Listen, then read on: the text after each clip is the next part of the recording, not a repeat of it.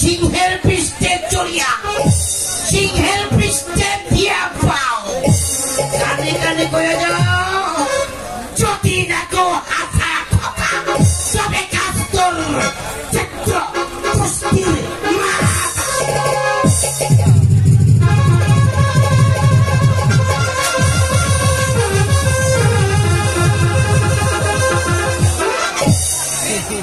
কি হলো রাজ দিচ্ছি, তুমি অমন করছো কেন?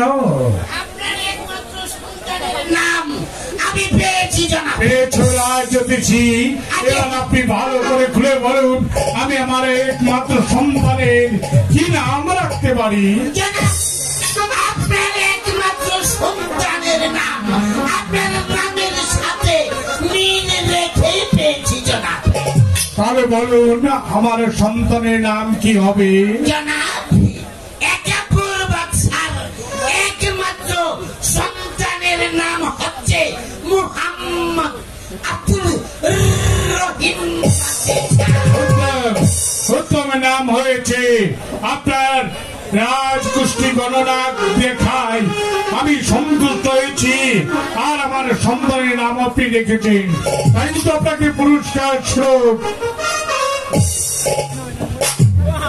এবার আপনি আসতে পারেন। রাম রাম রাম রাম রাম। চেতান, চেতান, চেতান, সীতারাম।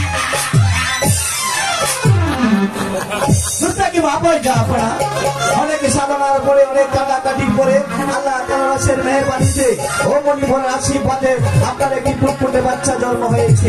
এমনকি দিনাজপুর রাজ্যের সারা রাত জ্যোতিষী দ্বারা গণনা করে তার একটি ভালো নামও রাখা হয়েছে। তবে আপনি এই আনন্দময় দিনে আপনাকে তো চিন্তিত মনে হচ্ছে, এর কারণকে আমি জানতে পারি না। বলুন যা আপনার কি মনে পড়ে একদিন এই রাজ দরবার থেকে অপমান করে আপনাকে আমি দূর